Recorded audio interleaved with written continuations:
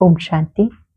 आज 23 दिसंबर 2024 के साकार मधुर महावाक्य है। आज की मधुर मुरली में बाबा बहुत सुंदर बात सिखा रहे हैं कि आपको अपना एम ऑब्जेक्ट सदा सामने रखना है। एम ऑब्जेक्ट देखकर सदा खुशी का अनुभव होता रहे। बाबा हमें ऐसा बनाने के लिए आए हैं।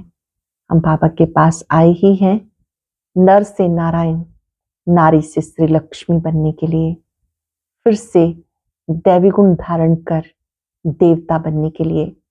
तुम बच्चों को बेहद खुशी होनी चाहिए कि इस ज्ञान योग के द्वारा, राजयोग के द्वारा हम फिर से ऐसा बन रहे हैं। भले ही पट पर बैठो या कहीं भी बैठो, पर खुशी में खगियां मारते रहो। बहुत अधिक जब खुश होते हैं तो बाबा कहते ऐसी खुशी की स्थिति में हर्षित मुख सदा रहना है। साथ साथ बाबा ने कहा, बाबा किस विधि से तुम्हें रिफ्रेश करते हैं। बाबा बच्चों को जो रिफ्रेश करते हैं वो ज्ञान सुना सुना कर करते हैं। ज्ञान के नए नए राज सुनाकर, योग सिखाकर, योग के द्वारा आत्मा सच्चे सुख का अनुभव करती है। सत्युगी दुनिया विश्राम पूरी है और साथ साथ ईश्वरीय गोद में आकर आत्मा विश्राम का अनुभव करती है, रिफ्रेशमेंट का अनुभव करती है। बाबा ने सिखाया कि जो दादा है ये भगवान नहीं, ब्रह्मा बाबा भगवान नहीं, इनके द्वारा जो पढ़ाते हैं वो निराकार सदाशिव हैं। तुम बाबा के पास आए हो रिफ्रेश होने के लिए। बाबा आए ही हैं भक्ति का फल देने के लिए। गायन है मानुष से देवता के करत न लागी वार। बाबा आकर मानव को देव बनाते हैं। इस ड्रामा के राज को अच्छी रीति समझना है। जो अच्छी रीति समझते हैं कि हर एक का पार्ट अपना है, एक का पार्ट ना मिले दूसरे से, वही सदा हर्षित रह सकते हैं। कहते हैं ज्ञान सागर के ज्ञान से परियां बन गई। बाबा ने कहा ये ज्ञान की बातें जब आप स्वयं में धारण करते हो तो आत्मा उड़ती कला का अनुभव करती है। सुनते हैं बाबा के मधुर बोल। बाबा ने कहा, मीठे बच्चे तुम बाबा के पास आते हो रिफ्रेश होने के लिए। बाप के मिलने से भक्ति की सब थकान दूर हो जाती है। तुम बाबा के पास आते हो रिफ्रेश होने, बाप के मिलने से भक्ति की सब थकान दूर हो जाती है। कुछ ने तुम बच्चों को बाबा किस विधि से रिफ्रेश करते हैं। तुम बच्चों को बाबा किस विधि से रिफ्रेश करते हैं।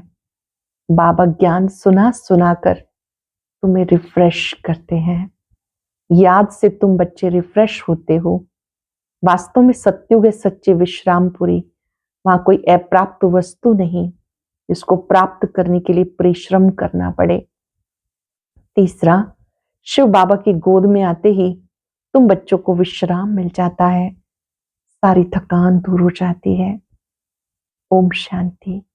बाबा बैठ समझाते, साथ में दादा भी समझते, क्योंकि बाप इस दादा द्वारा बैठकर समझाते हैं। जैसे तुम समझते हो वैसे दादा भी समझते हैं। दादा को भगवान नहीं कहा जाता। शिव बाबा पढ़ाते हैं, ब्रह्मा बाबा भी पढ़ते हैं, तो इस ब्रह्मा बाबा को भगवान नहीं कहा जाता, ये भगवान वाच है। बाप क्या समझाते हैं? देही अभिमानी भव, क्योंकि अपने को आत्मा समझने बिगर परम पिता परमात्मा को याद कर ना सके। इस समय सब आत्माएं पतित है। पतित को ही मनुष्य कहा जाता, पावन को देवता कहा जाता। ये बहुत सहज समझने और समझाने की बातें हैं। मनुष्य ही पुकारते, हे पतितों को पावन बनाने वाले आओ। देवी देवताएं ऐसा कभी नहीं कहेंगे। पतित पावन बाप पतितों के बुलावे पे आते हैं। आत्माओं को पावन बनाकर नई दुनिया स्थापन करते हैं। पावन दुनिया स्थापन करते आत्मा ही बाप को पुकारती, शरीर तो नहीं पुकारेगा। पारलौकिक बाप जो सदा पावन है उसे सब याद करते हैं। ये है पुरानी दुनिया। बाप नई पावन दुनिया बनाते। कई तो ऐसे भी जो कहते हमको तो यहाँ ही अपार सुख है, धन माल बहुत है, वो समझते हमारे लिए स्वर्ग यही है। ये तुम्हारी बातें कैसे मानेंगे? कलयुगी दुनिया को स्वर्ग समझना ये भी बेसमझी है। कितनी जर्जरीभूत अवस्था हो गई, तो भी मनुष्य कहते हम तो स्वर्ग में बैठे हैं। क्या स्थिति हो गई, फिर भी लोग सोचते हम तो स्वर्ग में बैठे हैं।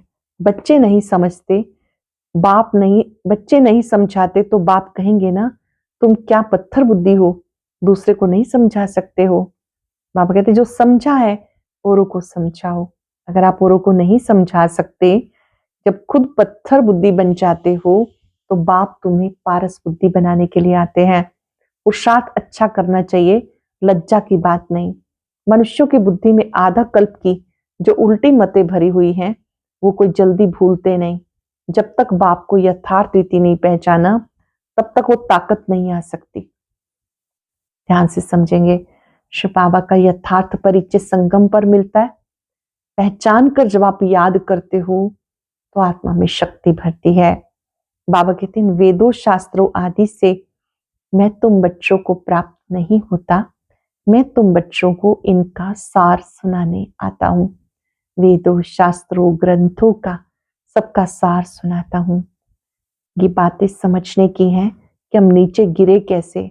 84 जन्म के बदले 84 लाख जन्म कह दिया, तो फिर पता भी कैसे पड़े। बाप के बिना ज्ञान की रोशनी देने वाला कोई भी नहीं।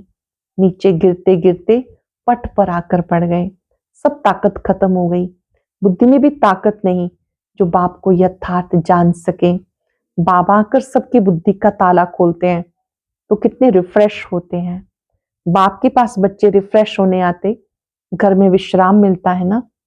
बाप कहते हैं तुम बच्चों को एक बाप की याद से पावन बनना है। भक्ति मार्ग की सारी थकान तुम्हारी दूर हो जाती है। सत्युग को विश्रामपुरी कहते हैं। वहां तुम्हें कितना विश्राम मिलता। कोई अप्राप्त वस्तु नहीं जिसके लिए परिश्रम करना पड़े। यहाँ रिफ्रेश बाप भी करते हैं, तो दादा भी करते हैं।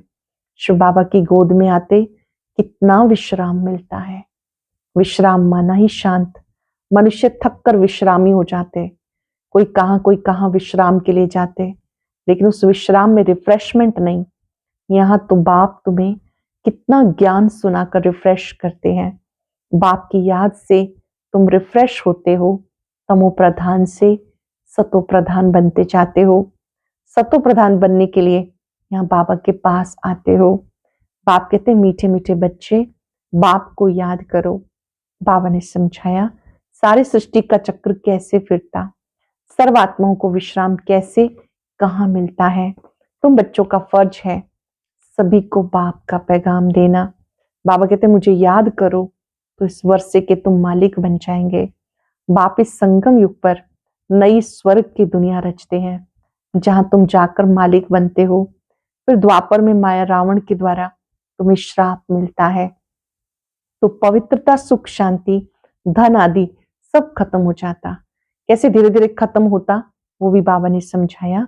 दुख धाम में कोई विश्राम थोड़ा ही होता है, सुख धाम में विश्राम ही विश्राम है। मनुष्यों को भक्ति करते करते कितना थक जाते हैं। बाबा आकर भक्ति का फल देते हैं। नए नए जो आते हैं उन्हें कितना समझाना होता। हर बात पर मनुष्य कितना सोचते हैं, समझते कहीं जादू ना हो जाए।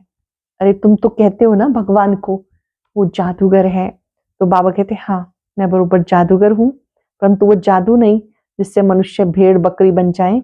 ये बुद्धि से समझा जाता। ये तो जैसे रिड मिसल है, गायन भी है सुर मंडल के साज से।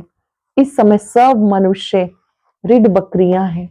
ये बातें यहाँ की हैं, इस समय का गायन है।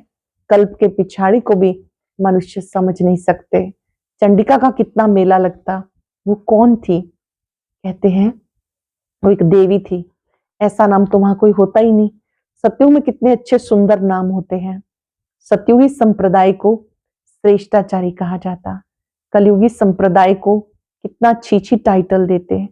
अभी के मनुष्य को श्रेष्ठ नहीं कहेंगे, देवताओं को श्रेष्ठ कहा जाता। गायन भी है मानुष से देवता किए करत न लागी वार। मनुष्य से देवता, देवता से मनुष्य कैसे बनते हैं, ये राज भी बाबा ने समझाया। उनको डीटी वर्ल्ड, उनको ह्यूमन वर्ल्ड कहा जाता।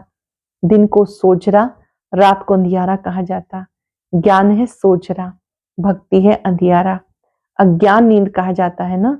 तुम समझते हो पहले हम कुछ भी नहीं जानते थे तो नेति नेति कहते थे, अर्थात हम नहीं जानते। अब तुम समझते हो हम भी तो पहले नास्तिक थे, बेहद बाप को नहीं जानते थे, अपने पिता को भी नहीं जानते थे। वो है असली अविनाशी बाबा, उसे सर्वात्माओं का बाप कहा जाता। तुम बच्चे जानते हो अब हम उस बेहद बाप के बने हैं। बाप बच्चों को गुप्त ज्ञान देते हैं। ये ज्ञान मनुष्यों के पास कहां मिल ना सके। आत्मा भी गुप्त है, गुप्त ज्ञान आत्मा धारण करती। आत्मा ही मुख द्वारा ज्ञान सुनाती। आत्मा ही गुप्त बाप को गुप्त याद करती है। बाबा कहते बच्चे देही अभिमानी बनो, देह अभिमानी मत बनो। देह अभिमान में आने से ताकत खत्म हो जाती है। आत्माभिमानी बनने से आत्मा में ताकत जमा हो जाती। बाबा कहते ड्रामा के राज को अच्छी रीति समझ के चलना है। इस अविनाशी ड्रामा के राज को जो ठीक रीति जानते हैं वो सदा हर्षित रहते हैं। ये अविनाशी ड्रामा है, बेहद का नाटक है। जो इसे अच्छी रीति जानते हैं वो सदा हर्षित रहते हैं। इस समय मनुष्य ऊपर जाने की कितनी कोशिश करते हैं, समझते ऊपर में दुनिया है। शास्त्रों में सुन रखा है ऊपर में दुनिया है, तो वहां जाकर के देखें। वहां दुनिया बसाने की कोशिश करते। दुनिया तो बहुत बसाई है ना। भारत में सिर्फ एक ही आदि सनातन देवी देवता धर्म था और कोई खंड नहीं था, फिर कितना बसाया। तुम विचार करो भारत के कितने थोड़े टुकड़े में देवताएं होते हैं। यमुना के किनारे पर परिस्थान था जहां लक्ष्मी नारायण राज्य करते थे। कितनी सुंदर शोभायमान सतो प्रधान दुनिया थी। बुद्धि में इमर्ज करेंगे अपना सत्युगी दुनिया का चित्र श्री लक्ष्मी नारायण को दिखाया जाता। कि कितना सुंदर उनका शोभनिक रूप है, कितनी सतो प्रधान दुनिया है, नेचुरल ब्यूटी थी। आत्मा में सारा चमत्कार रहता। बच्चों को दिखाया था कि वहां श्री कृष्ण का जन्म कैसे होता है। सारे कमरे में जैसे कि रोशनी हो जाती है। तो बाबा समझाते अब तुम परिस्थान में जाने के लिए पुरुषार्थ कर रहे हो, बाकी ऐसे नहीं तालाब में डुबकी लगाने से परियां बन जाएंगे। वो सब झूठे नाम रख दिए। लाखों वर्ष कह देने से बिल्कुल सब कुछ भूल गए। अब तुम अभूल बन रहे हो। नंबरवार पुरुषार्थ अनुसार विचार किया जाता। छोटी सी आत्मा में कितना बड़ा पार्ट शरीर से बचता है। छोटी सी बिंदी आत्मा कितना पार्ट बचाती, फिर शरीर से आत्मा निकल जाती तो शरीर का देखो क्या हाल हो जाता। आत्मा ही पार्ट बचाती। कितने बड़े विचार की बात है। सारी दुनिया के एक्टर्स आत्माएं अपनी एक्ट अनुसार पार्ट बचाते हैं, कुछ भी फर्क नहीं पड़ सकता। बहुत सारी एक्ट फिर से रिपीट हो रही है, इसमें संशय कर नहीं सकते। हर एक की बुद्धि में फर्क पड़ सकता है, क्योंकि आत्मा तो मन बुद्धि सहित है ना। बच्चों को मालूम है हमें स्कॉलरशिप लेनी है तो दिल अंदर खुशी होती है। बाबा को याद करते हैं तो बेहद खुशी होती है कि हमें स्कॉलरशिप लेनी है। यहाँ भी अंदर आने से एम ऑब्जेक्ट सामने देखते हैं तो खुशी होगी ना। श्री लक्ष्मी नारायण का चित्र देखते हैं कि मेरा एम ऑब्जेक्ट है तो खुशी होगी ना। अब तुम जानते हो हम ये देवी देवता बनने के लिए यहाँ पढ़ते हैं। ऐसा कोई स्कूल नहीं जहाँ दूसरे जन्म की एम ऑब्जेक्ट को देख सकें। तुम देखते हो हम लक्ष्मी नारायण जैसे बन रहे हैं। अब हम संगम युग पर हैं तो भविष्य में इन जैसा लक्ष्मी नारायण बनने की पढ़ाई पढ़ रहे हैं। कितनी गुप्त पढ़ाई है। एम ऑब्जेक्ट को देख कितनी खुशी होनी चाहिए। बाबा कहते हैं ये खुशी वाली बात है, खुशी का पारावार नहीं। स्कूल व पाठशाला हो तो ऐसी कितनी गुप्त है परंतु जबरदस्त पाठशाला है। जहाँ एम ऑब्जेक्ट इतना ऊंचा है, कितनी जबरदस्त पाठशाला है। जितनी बड़ी पढ़ाई उतनी फैसिलिटीज रहती हैं, परंतु यहाँ तुम पट पर बैठ पढ़ते हो। आत्मा को पढ़ना होता, फिर चाहे पट पर बैठे या तख्त पर, परंतु खुशी से खगिया मारते रहो। इस पढ़ाई को पास करने के बाद हम जाकर ये बनेंगे। अब तुम बच्चों को बाबा ने आकर अपना परिचय दिया, मैं इनमें कैसे प्रवेश कर तुम्हें पढ़ाता हूँ। बाप देवताओं को तो नहीं पढ़ाएंगे, देवताओं को ये ज्ञान कहाँ। मनुष्य तो मूझते हैं क्या देवताओं में ज्ञान नहीं है। देवताएं ही इस ज्ञान से देवता बनते हैं। देवी देवताएं भी कैसे बनते हैं, इस सत्य ज्ञान से संगम युग पर राजयोग सीख कर वो ऐसा बनते हैं।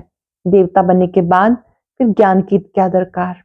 लौकिक पढ़ाई से बैरिस्टर बन गया, कमाई में लग गया, फिर पढ़ेंगे क्या बैरिस्ट्री। बन जाने के बाद तो आवश्यकता नहीं। अच्छा, मीठे मीठे सिक्के लदे बच्चों प्रति माता पिता बाप दादा का याद प्यार गुड मॉर्निंग। रूहानी बाप की रूहानी बच्चों को नमस्ते।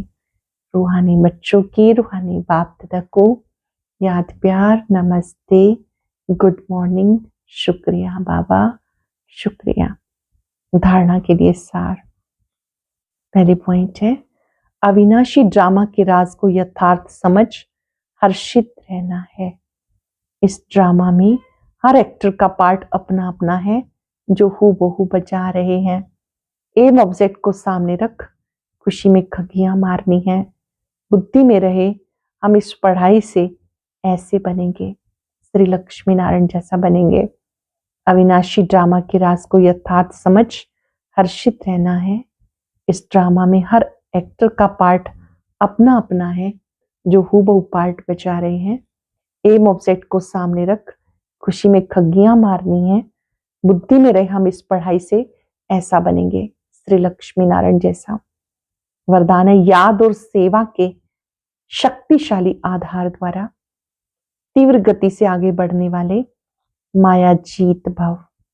याद और सेवा के शक्तिशाली आधार द्वारा तीव्र गति से आगे बढ़ने वाले माया जीत भव।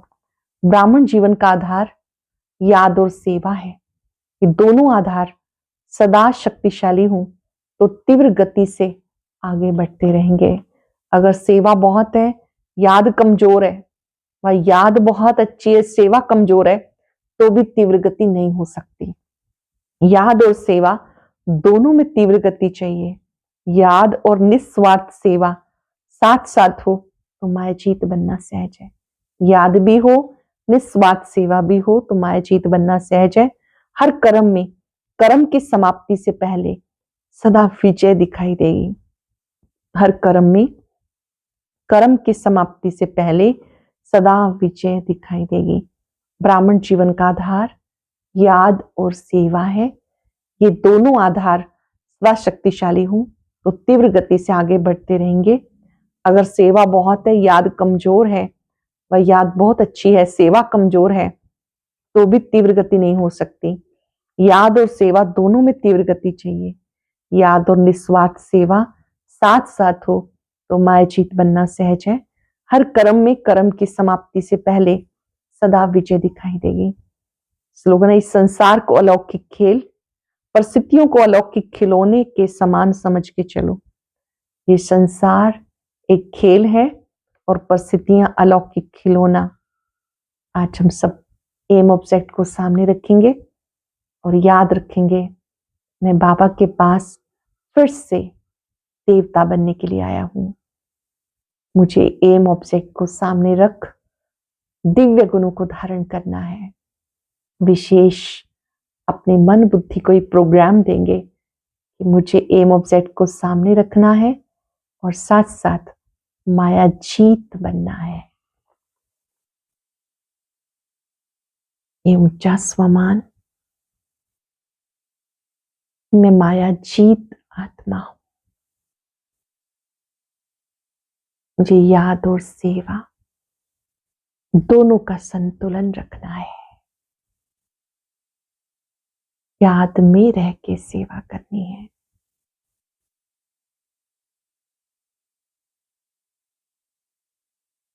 याद और सेवा का संतुलन पूर्ति कला का अनुभव कराता है। अपने एम ऑब्जेक्ट को सामने रख बेहद खुशी का अनुभव करें। कल्प कल्प मैंने इस एम को प्राप्त किया है।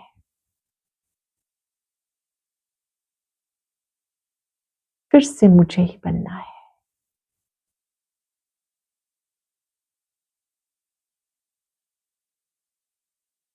बेहद खुशी का अनुभव करते बाबा को थैंक्स दे। आपने ही मुझे माया जीत बनना सिखाया, सदा हर्षित रहना सिखाया। शुक्रिया। ओम शांति। क्या सिर्फ अष्टरत्न और 108 रत्नों की ही पूजा होगी या प्रजापद पाने वाली 9 लाख आत्माओं की भी पूजा होगी? ये रहस्य जानने के लिए सुनते हैं आज का अव्यक्त ज्ञान मोती।